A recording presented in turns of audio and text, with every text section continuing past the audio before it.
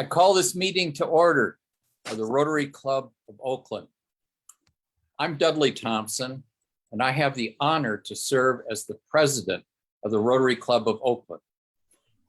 Founded in 1908, we are the third established club of some 36,000 Rotary clubs in over 200 countries around the world.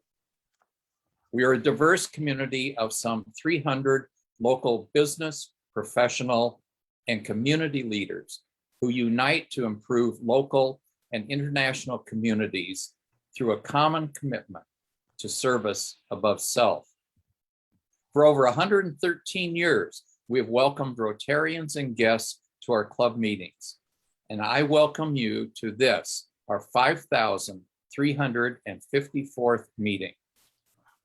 If you're a visiting Rotarian or a guest of a Rotarian, please enter your name in the chat box that's located at the center of the bottom of the screen so that we can recognize you a little bit later. We recommend that you view today's meeting using speaker view located in the upper right-hand corner of the screen. If you have comments or want to ask a question of the speaker, please use the chat box. Merlin Edwards, would you please offer us the thought for the day? Thank you, President Thompson. What counts in life is not the mere fact that we have lived it. It is what difference we've made to the lives of others that will determine the significance of the life we led. Nelson Mandela. Thank you, Merlin. Jack, are we able to get up the Rotary vision statement there?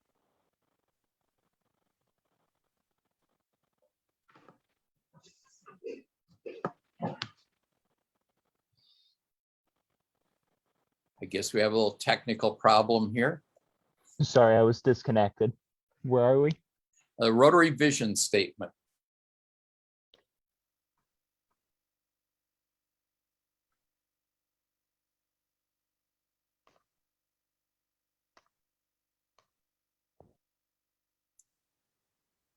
So please join me in reciting the Rotary vision statement. Together, we see a world where people unite and take action to create lasting change across the globe, in our communities, and in ourselves. Past President and past District Governor Ed Jelen. Do we have any visiting Rotarians today? President Dudley, I am sad to report for the first time in many weeks that my pad with a list of visiting Rotarians and guests is empty today. So maybe next week we'll get more, but today nothing to report. That's a little disappointing. We got to do a little bit of recruiting here, I guess. And this is going to be a recruitment day. Is Peter or Jack, do we have anybody in the chat that's visiting today that's indicated? Nope. Oh, okay. My goodness. Well, we've got a lot of people online here. If you are visiting, please enter your name in the chat, and maybe we can recognize you a little bit later. So this month of September, beginning of September, is membership month. And really since July, we've been focusing on committee engagement and membership. So today I'm going to be asking our membership coordinator and our membership recruitment chair, membership coordinator Keith Uriarty, and membership recruitment chair David Kirsten to talk a little bit. Also, we've invited Devonte Brooks, who's the president of our Rotaract club. Rotaract is a membership club it's under the umbrella of our Rotary Club, but it's an independent organization for people that are 18 to 30 years old. And people that are Rotaract can join the full Rotary Club, or often people who once they become 30 years old off and join the club too. So we're going to welcome Devante here in a few moments. And then a little bit later, Isaac Kos-Read will introduce our guest today, our special guest, Aisha Wahhab, to speak, who's a council person in Hayward and a representative of the Afghan community in the East Bay. Anyway, so Keith, you're going to be coming up here next. Would you take it over, please? Thank you, President Dudley. New members, membership engagement, and membership retention is focus for President Dudley's term of office. For new members, President Dudley's first goal is to reach our 300 member threshold. This goal is very attainable in the next 10 months. During the last 2 months, you have already been moving Oakland Rotary closer to the 300 member threshold. As of today, since July 1st, 10 new members have been inducted into Oakland Rotary.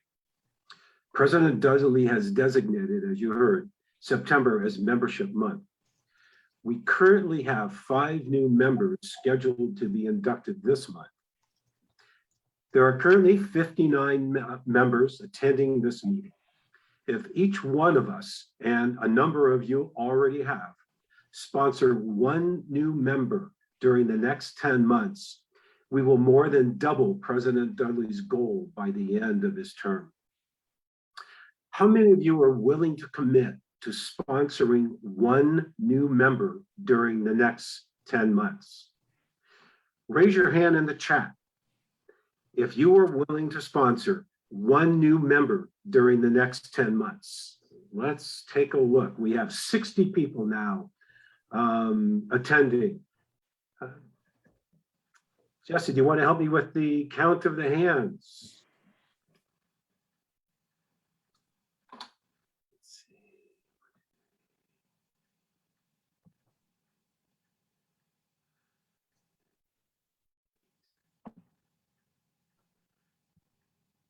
I've got 8 so far, plus some in the chat.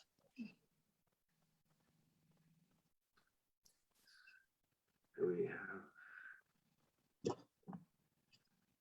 Okay, we need a few more hands here. I'm seeing 9. Include me, that'll be 10.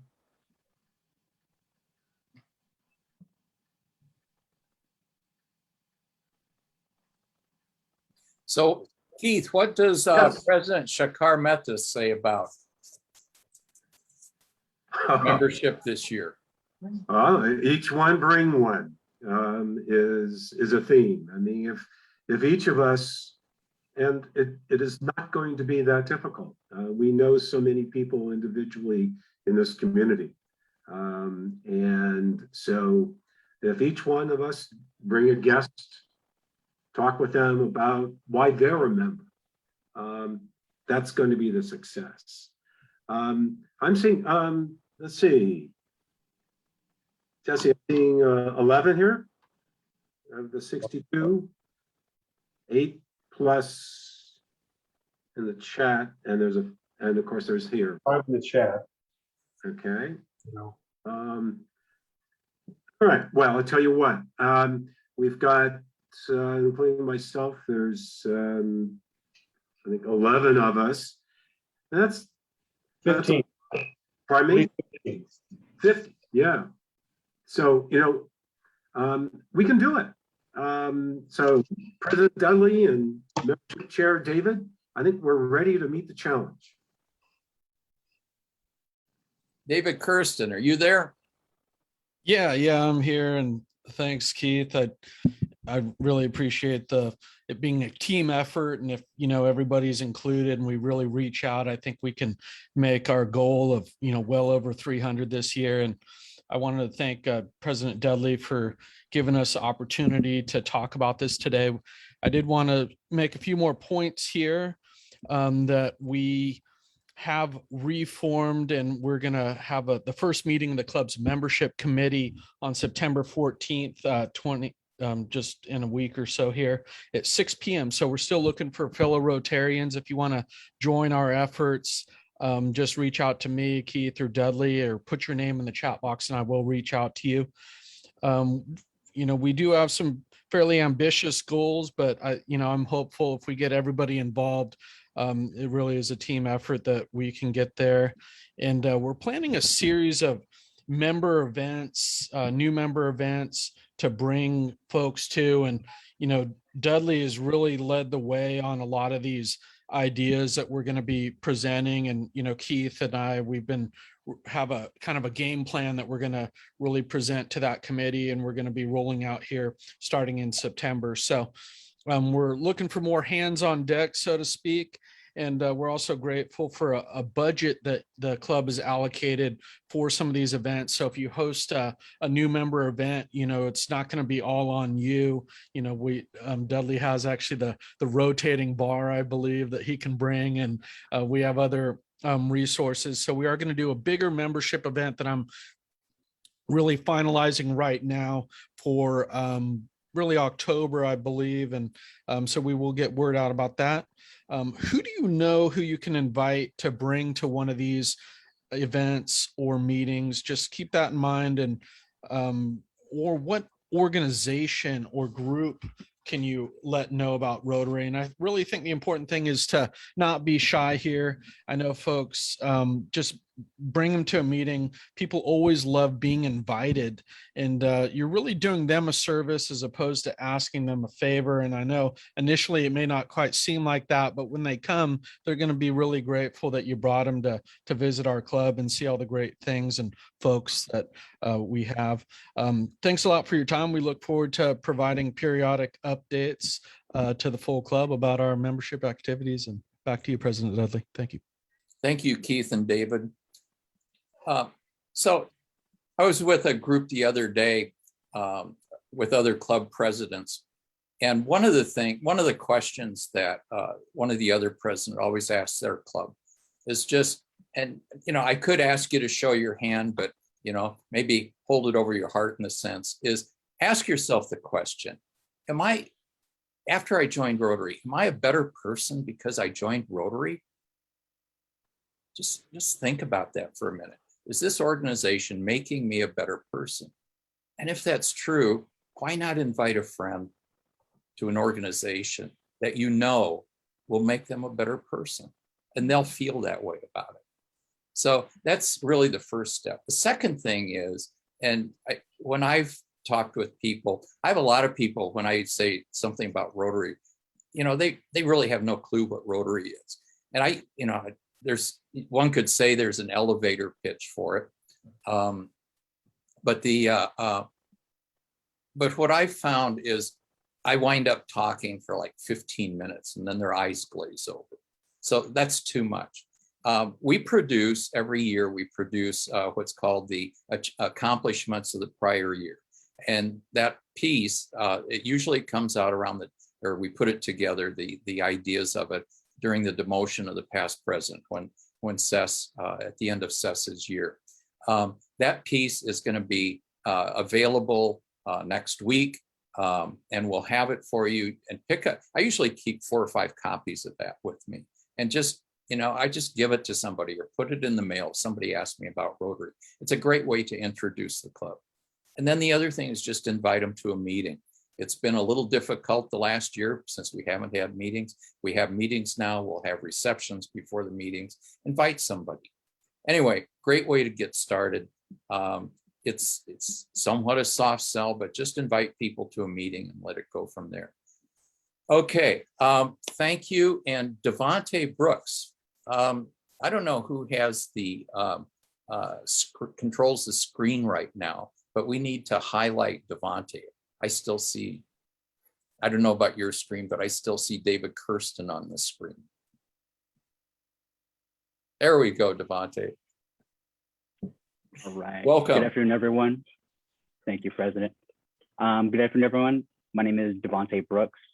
For those of you who don't know me, I am a former HOPE program mentee, and I'm serving as the current president of Oakland Community Rotaract. First of all, I'd like to say thank you to President Dudley Thompson for allowing me a few moments to speak with you all. Another thank you to the High Adventures for their donations and contributions. that allowed Rotaractors to attend these recent A's games and the other programs they put on. And of course, to our liaison, Winter Williams, for all of her phenomenal support. As of now, Oakland Community Rotaract is working alongside Oakland Rotary's program Enterprise Institute to help update the curriculum and to get students excited and engaged with the program again. We know with COVID and everything else going on, it's been kind of shaky. So we're just trying to get that back on track. Outside of this, the pandemic has put a lot of Oakland Community Rotaract's plans on hold, alongside with our events and with things we're trying to do just with outreach. We are looking to make these shifts. We are looking to make these shifts like in our approach that make Oakland Community Rotaract impactful to the community as we intended to do. We would love to further engage with our sponsoring club, and we are also open to referrals and introductions of potential members, such as other Rotaractors or service-oriented individuals or entrepreneurs that are familiar with Rotary. I will leave our email and our Instagram handle in the chat if you'd like to reach out, and you can even spark up a conversation or just keep in contact with one another. That would be phenomenal. And thank you. Thank you, Devontae. It's great to have you with us today. And you know that you and all the other folks in your club, they're always welcome to join our club here too. And we look forward to, I think the next event coming up is the Oakland Roots soccer game in the middle of September, and also service projects that we can do together. Thank you, Devontae. So who's controlling the spotlight now? We need to unspotlight Devontae. There we go. Thank you. Couple things coming up. So we'll hear a little bit more about next week's speaker later in the meeting, but I just want to highlight that the next 3 meetings are in the ballroom. They're hybrid meetings. You can join online or come to the ballroom. We hope that if you feel comfortable, you can come to the ballroom. We do check everybody's vaccination cards. So we believe that everybody who's in the ballroom is vaccinated. We encourage everybody to wear masks, which is the Alameda guidelines for in-person indoor meetings like this. We will have, next week, we'll talk about that speaker, but we do have the Dean of the Law School of UC Berkeley. The following week is Kat Brooks, one of the most interesting people in Oakland these days and leader of the Black Lives Matter movement. We have a professor from UCLA coming on the 23rd. And we end membership month with again, a focus on membership. The first 5 meeting of the first 5 Rotary clubs. We'll have a joint meeting. It'll be on a Wednesday Zoom meeting, and there'll be more about that later. 3 things about upcoming meetings. One is that there will be a small reception the next 3 meetings at noon, a little bit of finger food. You're welcome to grab a glass of wine, enjoy that, and visit with folks before the meeting. The box lunches, it's been a bit of a problem getting this organized this year. The caterer that we were working with wanted the orders in by before the weekend, and that was problematic. We are going to offer box lunches next week, and Jesse will be sending that out, but you don't have to order until, and I don't know what day it'll be, probably Tuesday or Wednesday, but at least later in the week, we can get that order in, or you can bring your own lunch. Is our speaker here? Can you help me with that? She had not joined us when we started. She is most certainly here. Oh, okay, great. So Isaac, you want to take over here? Yeah, sure. Would you Thank you. please introduce our speaker for the day, and welcome, Aisha. Thank you. Thank you, President Dudley. Our next guest is speaking on both a very timely topic and yet also a timeless one.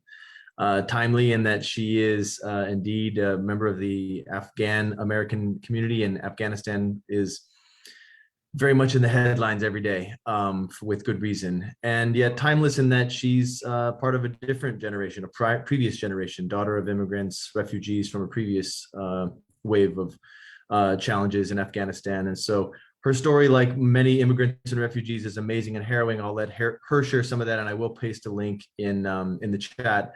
For her day job, like President Dudley noted, she is a council member down in the city of Hayward, neighboring city of ours here in the East Bay. She has also been selected by her colleagues for her leadership as Mayor President Pro Tem.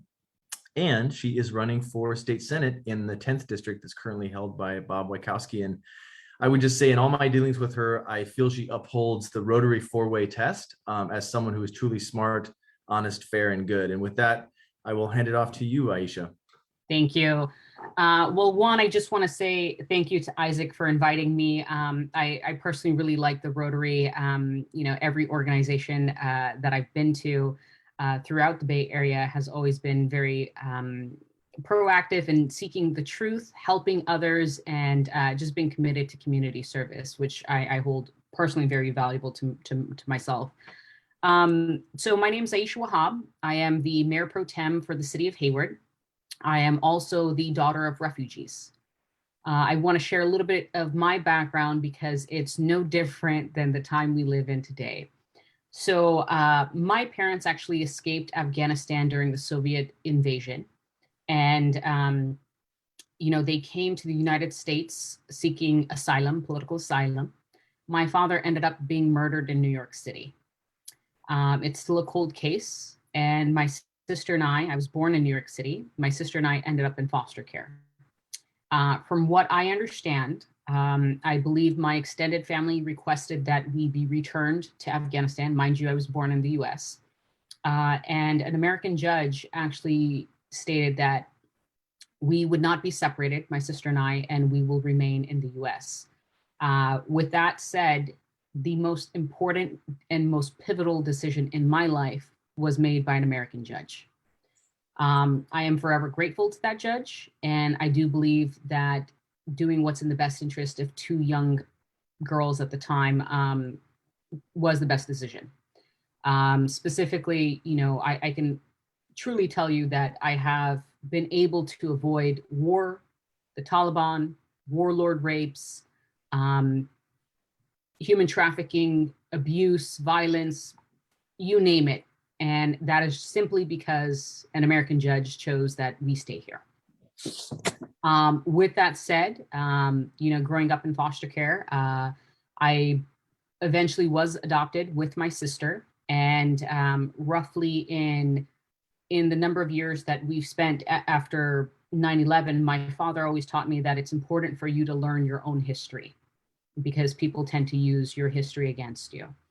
And, I spent a number of years just learning about Afghan history. And I will say for anybody who's a history buff, Afghan history is probably one of the most fascinating histories out there, specifically because it is 5,000 plus years old. It is like learning about Game of Thrones, but in real life and no dragons. And I will say that it is never ending. The story, the saga is never ending. With that said, I'll talk a little bit about Afghanistan. And I feel that the larger public internationally, as well as in the US, tend to only focus on Afghanistan after 9/11. And I think that discredits kind of why we're where we are today. In 1933, we had a king named King Mohammed Zahir Shah. He ruled in a monarchy for 40 years. In relative peace till about 1973. King Zahir Shah actually visited the United States as a guest of President John F. Kennedy and his wife.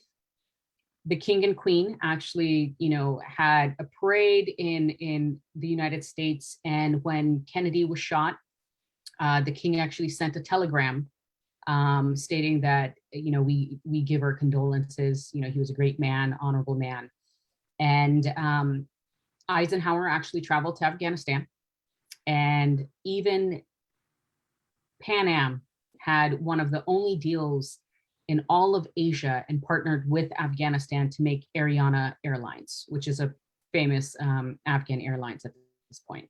And I want to highlight that because the relationship between Afghanistan and the United States was significantly far better than what it is today. It was also very much in partnership, both economically and strategically. And the reason why I say strategically is because the importance of Afghanistan, largely labeled the graveyard of empires, I want to explain why that is. Afghanistan has been part of the original Silk Road. It is geopolitically in a position in Asia that every superpower wants because it is called the heart of Asia, and oftentimes stated that if you control Afghanistan, you control Asia. And we know that nobody has been able to really control Afghanistan, and therefore Asia has not been under control at all. Afghanistan is roughly 5,000 to 6,000 feet above sea level, strategically located between Russia, China, India, Pakistan, and Iran. And that is why it's so incredibly important for any world power, specifically from a military strategic point. So geopolitically, Afghanistan will always be of interest to world powers, especially those that are interested in globalization and just protecting their interests and so forth. With that being said, Afghanistan has a southern border that was created by something called the Durand Line, which is the modern day border of Afghanistan. There are many Afghans that live on the Pakistan side, and they're largely ethnically Pashtun, which is the dominant and most populous ethnic background of Afghans. Largely, they also make up the majority of what is the Taliban. So I just want to give that into context. And the Great Game Theory is originally the British versus the Russians trying to influence Asia. And Afghanistan was a big part of that. And both fought each other via proxy war through Afghanistan. And today there's something called the Great Game Theory 2.0, which is the United States, Russia, the rest of the world in Afghanistan. Afghanistan has largely been influenced in many different ways. I will say that in 1919, we had a king named Amanullah Khan, who was considered a very progressive king. He actually unveiled the woman, allowed her to dress the way she wanted. Queen Soraya is dressed, if you Google her, you'll see how she was dressed at that time.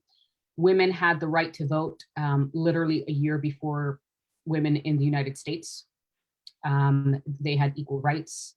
They had a lot of different things going for them. So it's a very different culture. And we do have Afghans that were alive during King Zahir Shah's time, under Prime Minister Dawood Khan's time, and so forth. So I do want to show that there's a difference of context between the older Afghan generation and what we see today. In 1993, King Zahir Shah was ousted by his cousin, who wanted to create a republic, and the king voluntarily left with almost zero bloodshed, and lived in Italy for a very long time. Dawood Khan was eventually, there was the Tsar Revolution, which was the communist-backed revolution in Afghanistan.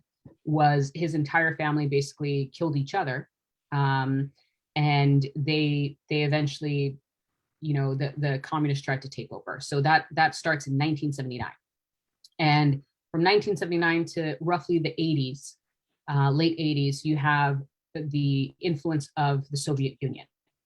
At this time, we had President Reagan, who also pushed for the Mujahideen and support of the Mujahideen during the Cold War with Russia, proxy war in Afghanistan. The Mujahideen and that terminology and that focus of, this is a war of these people and so forth, invited Sunni Islamic extremists, specifically Saudi Arabians and people that wanted to fight this holy war against the communist regime of the Soviet Union. After the Soviets left in the late 80s, There was roughly a little bit of fighting, and there was supposed to be a Loyjirka, which basically means Grand Assembly. And what had happened was nobody was supposed to bring in their troops inside the capital of Kabul. There was one warlord in particular from the Northern Alliance today. He was assassinated by Osama bin Laden. His name was Masood. Ahmad Shah Masood, it is believed that he brought in his soldiers. And so you had another warlord named Gulbuddin Ikhmatiyar, who also brought his soldiers. That was the start of the civil war. With the civil war, it was all these factions that were fighting for power, specifically destroying Kabul. The majority of the damage in Afghanistan was actually created by Afghans, not by the Russians.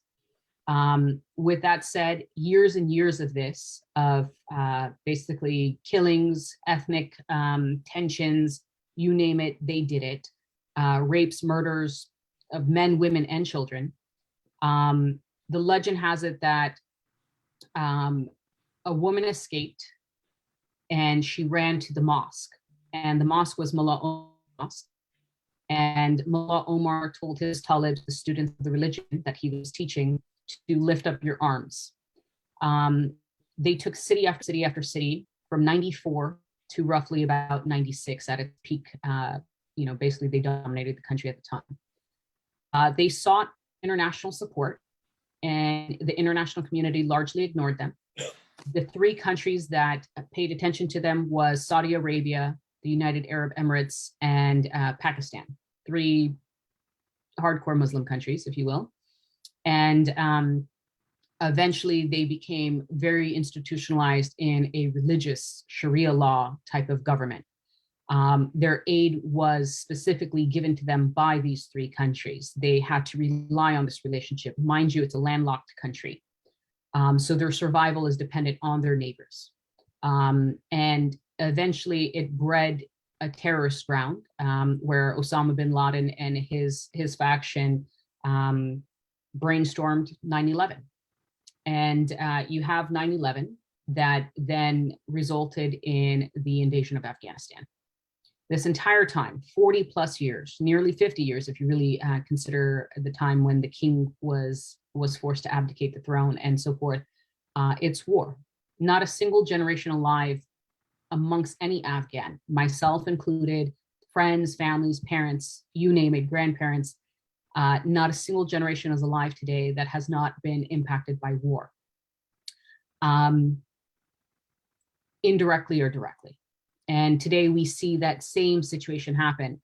So when the United States came in, the Taliban were pretty much leaving.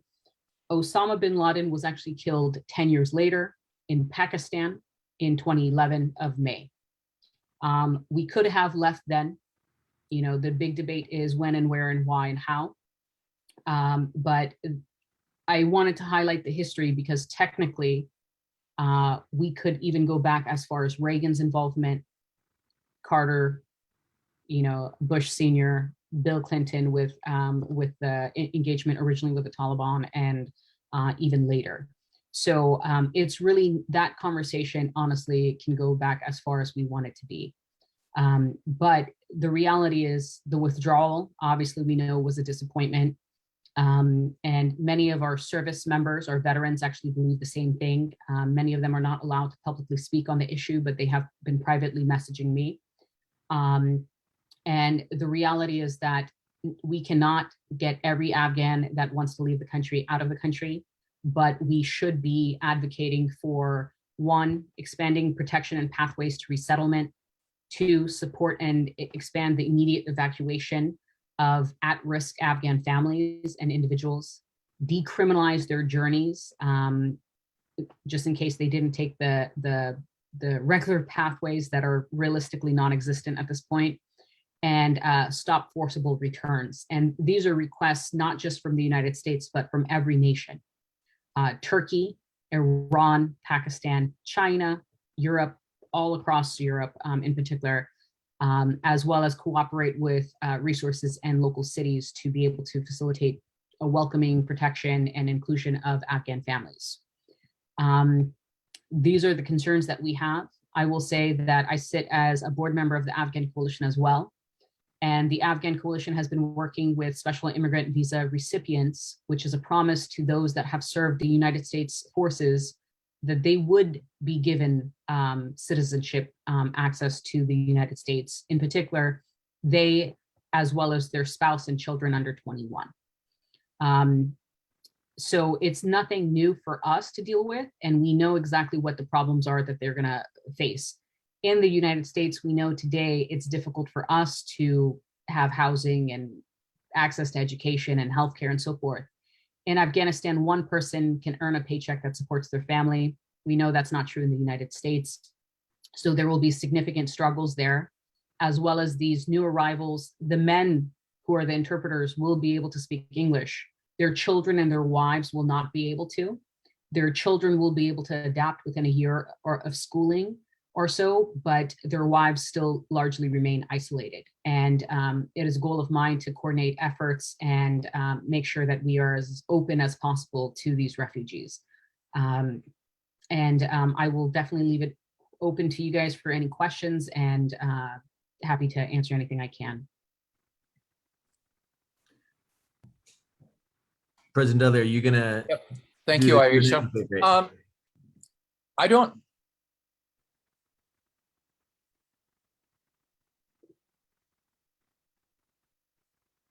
You're back on mute, President Dudley. Sorry, thought I unmuted there. Yeah, I'll do it here for a bit. Aisha, first of all, thank you very much for being with us today.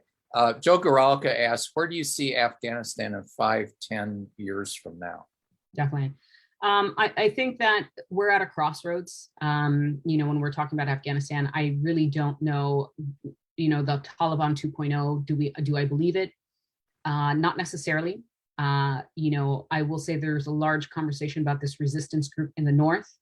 The Taliban have historically dominated the country for 95% of the country, 90% of the country at most, for years. There is significant support for the Taliban. The one thing I want to explain is that the Taliban do represent many people that were seeking justice, and justice is a core function of government. And the reason why, people just accepted the Taliban is because the Taliban were actually operating in parallel to the current government. With that being said, there was so much corruption in these two administrations, right? The Karzai government and the Ghani government, that people would rather go to the tribal courts of the Taliban to, let's say, get a fair shake. The reason why I will highlight as one of the biggest failures of Afghanistan in the last 20 years was the government and the creation of that government. In 2001, King Zar Shah was still alive, and many accepted his rule if he would return to the throne, even as a father figure. And he was forced to sign a document that says he will not seek the crown. And Afghanistan is a tribal country. I hate to say it, but even in Afghan American culture, we're very tribal people as to where are you from, what's your background, things like that. It's part of the culture. And the reason why those governments don't exist and why I don't believe that democracy was truly there is because when President Ghani won the election, we don't actually know if he won. The results of that election were never broadcasted, right? And what you had was Secretary Kerry going and creating a president/CEO. No other democracy has a president/CEO. So you had President Ghani and Abdullah, who's the CEO, and two vice presidents that appeased ethnic minority groups. Every single person besides President Ghani that pretty much served in that administration and the Karzai government were former warlords that were not held for human rights violations in the 90s, were not held accountable for any of their war crimes, international crimes, human rights violations, women's rights violations, you name it, nothing. And the saying goes, and we say it in Oakland all the time, no justice, no peace. And a government is only going to be respected if there is a sense of justice. And there was not. And President Ghani also failed to bring justice, even though he was an intellectual that was trained in the US. There was a woman named Farkhanda who was beaten, burned alive, and ran over, filmed on camera by hundreds of people in Kabul, and nothing really happened to the people that committed that crime. So the Taliban, they are stating and promising that things will go forward. Their biggest problem will be economic, not necessarily security. It will be economic as to how can Afghanistan prosper. They will have to make relations with their neighbors again, largely with the neighbors that they don't fully trust either. China has already stepped in saying that they will be working with the Taliban in particular. And it's a very smart move by China. And the United States has failed just even being an economic partner with Afghanistan. And Afghanistan has the most amount of 21st century minerals that are needed, for example, lithium. So there's a lot there that could have been done better, but it's a wait and see with what's going to happen in the next 5 to 10 years. They have already pushed to ban music and so forth. But I will say the resistance in the north that people keep talking about, they have no women in their leadership either. And the Taliban came about because of these warlords. So I just want to really put that into context, as well as the Northern Alliance members, Amrullah Saleh, who has been issuing statement after statement, who was served as a vice president, as well as Dr. Abdullah served in both governments, Karzai and Ghani's, and they're part of the Northern Alliance. They're also former warlords. So I don't want to pretend that, the West can be manipulated to forget their past.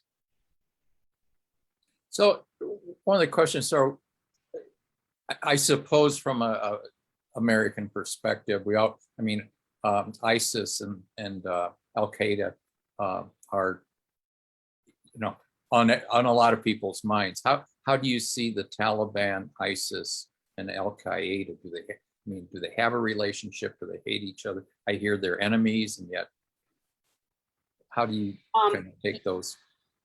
I'm genuinely not 100% certain on the interactions that they have, to be completely frank with you. Every Afghan is pretty much very insular focused, especially the Taliban. They are not necessarily interested in, I don't want to say the outside world, but interests that don't involve Afghanistan in particularly. I think that terrorist organizations will see this as a power vacuum and seeing if that they can potentially do any work in this region. Primarily, I do want to highlight that Pakistan has historically funded a lot of with United States dollars, funded the madrasas that have trained the Taliban soldiers. They have historically been, that's why the hashtag sanctioned Pakistan has been such a big move amongst Afghans. The Pakistani people are very supportive of Afghanistan and a bright Afghanistan, but the government needs to be held accountable on, when we talk about aid money, that it is with the requirement that human rights and international law and security is upheld, and not these dollars trickling into more terrorism in some capacity or not. So that is the biggest concern. But yes, these groups don't necessarily like each other. And the Taliban is largely Afghan, but also Afghans that are from the southern border, which I explained used to be half of Afghanistan, and by international law actually still is part of Afghanistan technically. So this goes back quite a while, but when Vietnam refugees were leaving, and there was I'm going to say a somewhat very friendly effort to try to relocate folks from Vietnam into the United States. I lived in Iowa at the time, and in a sense, the state adopted many, many people. There was a program going on to adopt families in small towns. But Iowa wasn't the place where people really wanted to live. And so they then relocated, some stayed, but many relocated to other centers where there were other communities. I guess two parts to it. One question is, how do we best aid refugees from Afghanistan, and kind of how do you maybe see that? Do you have any sense of that shakeout as people come to be relocated? Yeah, they are staying at different, 3 locations in the United States. They're going through their quarantine and their background checks and, just health checks and so forth. So they're getting all of that done. And from what I understand, many people have already shared with us that they are getting roughly 3 options or a couple of options of where they want to be located or relocated. Many people choose Oakland. So you see actually a very high percentage of immigrants coming to Oakland and then struggling. They get roughly 1 to 2 nights of a hotel stay. Some are immediately, I have no idea where to go. And I will share that it's husband, wife, and multiple children. It is not 1 or 2 children, it is multiple children. These are old families that tend to have multiple children. With that said, we have groups like the Jewish Family Community Services that has largely been and historically been very supportive of the Afghan community. We also have the Afghan Coalition, which is a nonprofit that has historically served the new arrivals amongst the Afghan population, as well as the IRC. If you take a look at even my website, there's a link that says Afghan Relief. The city of Hayward has a link that says, if you type into the city's website, Afghan Relief there as well. There is funds being collected. We have partnered with the city of Fremont. We have already raised over 100K. The biggest concern will be housing. I know this is, the same issue that we all as Americans have, but it will be the same, and it will be even more difficult because they have a larger family than most. And they are also coming to Sacramento as well. I will say that the language barrier is going to be difficult, as well as just the cultural barrier. Again, the interpreters are going to have an easier time, but the women and the children may not. And I want to make it also very clear that older generation of Afghans that I wanted to reference and make very clear as to being very Western and democratic and about equality and education and so forth. This newer generation that was primarily raised under the Taliban rule, as well as, just military occupation, they are not necessarily seen as equals. They are treated a little bit differently with the older generation of Afghans that have been historically here. And by all Afghan standards, and the reason why the importance of making sure that we tell our government that we want to support these people is because by serving a military interest in any culture, even a developed country, it is seen as treason, and it is punishable by death, even in more developed countries. The only difference is in Afghanistan, that punishment will be fulfilled. So their lives are truly at stake. They are seen as traitors, and not just by Taliban standards, but literally by every Afghan standard, even Afghans here in the United States. So I do just want to highlight as why it's so important to help these people, because they're not going to get an easy break anywhere they are. I'm going to ask one more question, then I'm going to turn it over to Isaac to ask a question here, and then we'll pull it together. There's a question from Stephanie Kasenza. Will Afghan ever be able to return to the days of Queen Soraya? I genuinely, I have always wanted this for Afghanistan as a person who grew up learning the history and kind of falling in love with the culture and things like that. I do believe there is significant potential, but, and that is why there are so many Afghans that even wanted a very small military presence from the United States just to be able to secure that. With the United States intervention, you have to understand that Afghanistan for decades were operating in the dark. There was no internet, there's barely any electricity, it was in the dark. So a lot of young Afghans, and I went to Afghanistan and talked to many of them, they stated that they did not even know how Afghanistan was during their grandparents' generation because they had nothing to reference. No history book, no online photos, no nothing. With the internet, they were able to do that. Many of them are highly educated. Even the new members of the Taliban are highly educated. So, there is always hope for that. But with destruction, it's easy to destroy, and it takes years to rebuild. So I would have to say in at least a generation, 2 generations, 3 generations, there is potential for a more modern and peaceful Afghanistan, yes. Isaac. Yeah, thank you, President Dudley. it is always exciting to hear more of your life story and more of your thoughts on this. I'd love you to bring it to the now. I mean, you in some ways represent the greatest possibility of our country. I see, judge made a critical decision, family members raised you. And now you're a city council member and potentially a state senator, one of 40 in like one of the largest economies in the world. I'm curious how all this experience informs your perspective as a leader. Definitely. Like I said, I find it, ironic and tragic that, my parents escaped to eventually, be murdered here in a peaceful country. But when you learn about the history, when you learn about this culture that, you could have been affected in a very negative way. And growing up in foster care and relying on the community, growing up going to church, and I see the beauty of America more than I think many others. And I've been affected directly by that beauty and that kindness. So with that being said, my ultimate goal has always been to protect our most vulnerable population. Whether it's talking about minimum wage, whether talking about tenant protections, things like that. Our society has been chipping away at the quality of life of an everyday American. That's the honest truth of it. What we see in Texas is exactly, some of the concerns that we have here. It's the same mentality of like, let's restrict, that the Taliban have.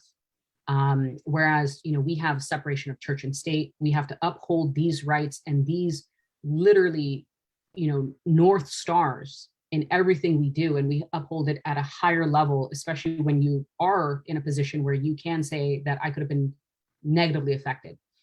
In a bigger way. I like to joke that Uncle Sam truly did raise me. I was awarded the state of New York and the state of California. And I think there's so much potential in the United States. And I get very frustrated with this left and right extremist debate and argument that really serves no purpose than division. And we should be striving to be the best, the smartest, the most capable, the most available for opportunities for people and so forth. And we have to always, keep our hearts open and our minds open. So that's truly where I feel is my mindset on all of this. And like I said, from foster care to standing before you as the first Afghan American woman elected to public office in the United States, you can't do it anywhere else but in the United States. So I'm very respectful of that freedom. Aisha, we're so grateful for you joining us today. I don't know if you've been watching the chat, but many of the people online have been expressing their appreciation for your coming today. I just say Tom Lamone because I think he represents it well. He says, thank you for joining us and sharing this incredible life story and the history of Afghanistan in the current context. We so appreciate your coming today to be with us. This year, we are highlighting the new Rotary area of focus, the environment. In your honor, we are making a donation to the Environmental Sustainability Rotary Action Group, SRAG, towards their focus on biodiversity, sustainable living, pollution, the climate, food systems, and a circular economy. Also, we're going to be sending you a copy of our centennial book, written by our own Linda Hamilton. It describes the first 100 years of Rotary in Oakland and the world. We so thank you for being with us today. And I know I expressed this for everybody on the call, is you would make a great Rotarian. It's just, your story so much fits with, I think, as you will find the goals and the vision of this organization. And as I said at the earlier, we're 36,000 clubs in 200 countries. Wherever you go, almost anywhere in the world, you'll come across a Rotary Club. So thank you so much for being with us today. Thank you so much for having me. I appreciate it. Okay, folks. Ed Jelen, you're going to tease our speaker for next week? Well, I'm not going to tease him personally, but I'm going to tease everybody here. I don't think anybody would dare to tease him. No. Next week, we are in for a real treat. Our speaker is the author of 14 books and over 200 law review articles, and a nationally recognized authority on the US Constitution and US Supreme Court. He is a Dean of the UC Berkeley School of Law, Erwin Chemerinsky. Dean Chemerinsky is a terrific speaker that I've had the pleasure of hearing speak many, many times. And I've always been impressed and informed by his knowledge of and insights into and opinions about the US Constitution and the US Supreme Court. And he's not shy about saying what he thinks and where the Supreme Court ought to be heading and where he thinks they will be heading. So Dean Erwin Chemerinsky, next Thursday, September 9, I guarantee you will appreciate his talk. Thank you. Thank you, Ed. I do want to say that we did have a guest come in. I'm not sure if he was there when we got started, didn't get in chat, but Gerald Thomas is a guest of Lorna Padilla Marcus, and we welcome you to the club today. So were there any, I didn't hear any bell ringers and didn't see any, but were there any out there that? There were not. Okay, thank you. So folks, Merlin, thank you so much for the thought for the day. Keith Uriarte and David Kirsten, thank you for leading off our membership month. Next month, we'll be dealing with, in October, we'll call it Paul Harris Month. We're going to recognize all of the Paul Harris Fellows and those who have attained a higher status. In November, we get into Rotary Foundation Month. Devontae, thank you for joining us today. We're so proud of our Rotaract group, and we hope that you continue to flourish and get more members, and our folks can feed you some of them. Isaac, thank you for introducing Aisha, and Aisha, thank you again for being with us. Ed, it's always a pleasure to have you. You didn't come on your television screen today. No, I didn't today. Jack and Peter Sherris were out there on AV today. Thanks so much. By the way, I know that sound has been an issue in the ballroom. We spent several hours the past couple of weeks working on it, spent 2 hours the other night, and I think you'll find that the sound has significantly improved. May not be perfect, but I hope that won't keep you from the ballroom. So folks, I want to thank everyone for joining us today. Remember, we are Rotary, serve to help others, and don't keep Rotary a secret. This meeting of the Rotary Club of Oakland is adjourned.